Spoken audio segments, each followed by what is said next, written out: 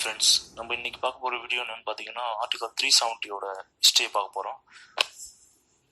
First நம்ம இந்த ஆர்டிகல்லாம் என்னன்னு பார்த்துடலாம். ஆர்டிகல் அப்படின்னா இந்தியா சுதந்திரம் வாங்கும்போது தனக்கு தேவையான சட்ட திருத்தங்களை ஒவ்வொரு சட்ட திருத்தமாக இப்போ எப்படி பார்த்தீங்கன்னா ஸ்டார்டிங்கில் பார்த்தீங்கன்னா 395 ஆர்டிகல்ஸ் ரிலீஸ் பண்ணினாங்க. அதுக்கப்புறம் பார்த்தீங்கன்னா இப்போ 448 ஆர்டிகல் வரைக்குமே இருக்குது. ஆனால் இந்த ஒவ்வொரு ஆர்டிகலும் ஒவ்வொரு சட்ட திருத்தங்களை சொல்லும்.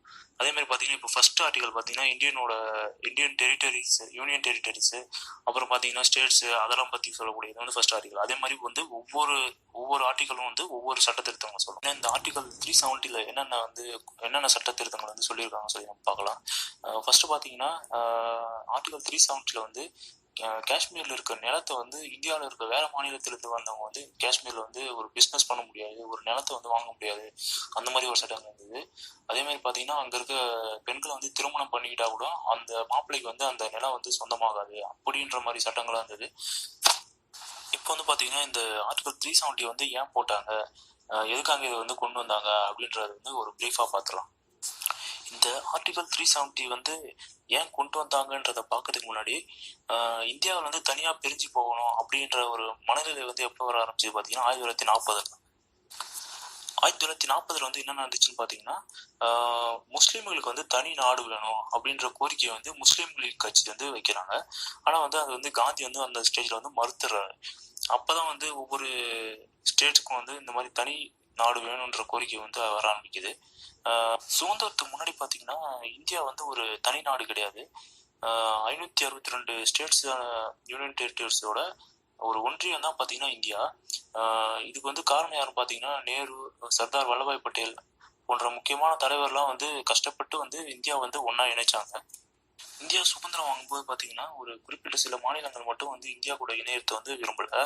அது எந்தெந்த மாநிலம் பார்த்தோன்னா காஷ்மீர், மணிப்பூர் போன்ற மாநிலம் பார்த்தீங்கன்னா இந்தியா கூட இணையத்தை விரும்பவே இல்லை. லேட்டராக பார்த்தீங்கன்னா மணிப்பூர் இந்தியா கூட இணைஞ்சிக்கிறோம் அப்படின்னு சொல்லிக்கிறாங்க. ஏன்னா அங்கே வாழற மக்கள் பார்த்தோன்னா எல்லாமே இந்து மக்களாக இருக்காங்க. அதனால நான் இந்தியா கூட இணைஞ்சிக்கிறேன்னு சொல்லிடுறேன்.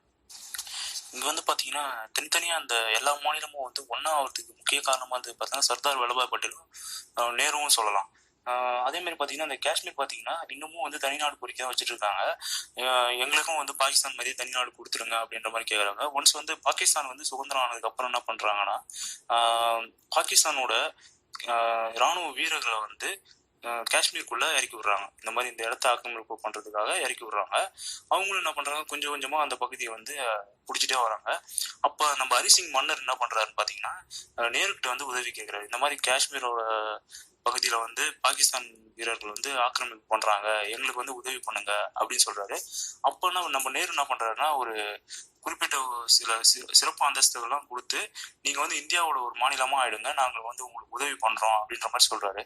அதுக்கு ஹரிசிங் மன்னன் ஒத்துக்கிட்டு இந்தியா கூட ஜாயின் பண்றாரு. அப்பதான் இந்த ஆர்டிகல் 370 உருவாகுது. அதுலதான் அந்த குறிப்பிட்ட சில சிறப்பு அந்தஸ்துகள் நான் ஆல்ரெடி சொல்லியிருந்தேன், அதே மாதிரி இந்த குறிப்பிட்ட சில அந்தஸ்தை கொடுத்து நம்ம இந்தியா கூட இணைச்சுக்கிறாரு. இந்த இந்தியாவுடனோட இணைப்பை பார்த்தீங்கன்னா அங்கே இருக்க காஷ்மீர் மக்கள் எதிர்ப்பு தெரிவிக்கிறாங்க.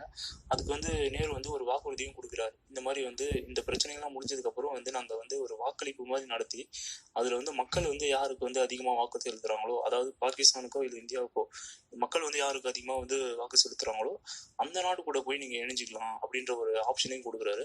அதுக்கு மக்கள் அந்த நேரத்தை சமாதானமாக ஆயிடுறாரு.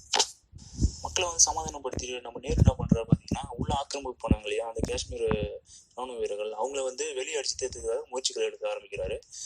அப்போ பார்த்தீங்கன்னா அந்த காஷ்மீர் இந்தியா எல்லை பகுதியில் பெரிய பிரச்சனை போயிடுது. அதை பார்த்து ஐநா சபை என்ன பண்ணுறாங்கன்னா இதோட இந்த பிரச்சனையை முடிச்சுக்கிங்க உங்களுக்குள்ள. இப்போ பாகிஸ்தான் எது வரைக்கும் உள்ளே வந்திருக்காங்களோ அது வரைக்கும் பாகிஸ்தான் ஆக்குபைடு காஷ்மீராக இருக்கட்டும், இந்தியா எது வரைக்கும் இருக்கோ அது இந்தியன் காஷ்மீராக இருக்கட்டும் அப்படின்னு சொல்லி அறிவிப்பு வெளியிடுறாங்க. சைனா ஆக்கிரமிப்பு காஷ்மீர் அப்படின்ற டாபிக் நம்ம அடுத்த வீடியோவில் பார்க்கலாம். இந்த வீடியோவில் ஆர்டிகல் 370 மட்டும் பார்த்துலாம். இந்த காஷ்மீர் பகுதிக்காக ஏன் இவ்வளோ பிரச்சனை நடக்குதுன்னு சொல்லி உங்களுக்குள்ள ஒரு கேள்வி வரலாம். அந்த கேள்விக்கு ஆன்சர் என்னன்னு பார்த்தீங்கன்னா அந்த காஷ்மீர் பகுதியில் விளைக்கக்கூடிய பொருட்களை கொண்டு விவசாயம் பண்ண பொருட்களை கொண்டு 4 மாதம் விவசாயம் பண்ண பொருளை வச்சு 1 வருஷம் மக்கள் உயிர் வாழலாம் அப்படின்னு அந்த அளவுக்கு ஒரு செழிப்பான பகுதி. அதனால தான் பார்த்தீங்கன்னா பாகிஸ்தான் அந்த இடத்த பிடிச்சிடணும், சைனா அந்த இடத்த பிடிச்சிடணும்னு சொல்லி இவ்வளோ ஆர்வமாக இருக்காங்க. அதுக்கப்புறம் நடந்தது எல்லாமே நம்மளுக்கு தெரியும். ஆர்டிகல் 370 வந்து கேன்சல் பண்ணுறாங்க. இந்தியா வந்து இந்த வீடியோவில் வந்து நம்ம ஒரு முக்கியமான ஒரு விஷயத்த பார்க்கணும். நேரு வந்து மக்கள்கிட்ட கொடுத்துருந்தா இல்லையா ஒரு வாக்குறுதி, அதாவது ஓட்டெடுப்பு மூலமா வந்து உங்களுக்கு வந்து எந்த நாடு கூட வந்து நீங்கள் போகணும் அப்படின்னு, எந்த நாடு கூட நீங்கள் வந்து போகணும்னு சொல்லி விருப்பம் இருக்கோ அந்த நாடு கூட நீங்கள் போகலாம் அப்படின்ற மாதிரி ஒரு வாக்குறுதி கொடுத்துருந்தாரு இல்லையா, அதை வந்து காப்பாற்றுற. இன்னும் பல முக்கியமான விஷயத்த நம்ம பார்க்க மறந்துட்டோம். இந்த 370 பார்த்தீங்கன்னா வச்சுக்கோங்களேன், காஷ்மீருக்கு பார்த்தீங்கன்னா வந்து தனி கொடி இருந்துச்சு, தனியாக வந்து ஒரு தேசிய கீதம் இருந்துச்சு. அப்போ வந்து பார்த்தீங்கன்னா நம்ம கொடிக்கு வந்து அவங்க மதிப்பு கொடுக்கணும்னு சொல்லி அவசியம் இல்லாமல் இருந்துச்சு.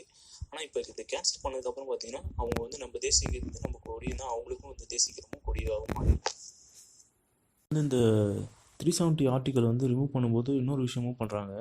அப்படின்னா பார்த்தீங்கன்னா இந்த காஷ்மீரை வந்து ரெண்டாக பிரிக்கிறாங்க.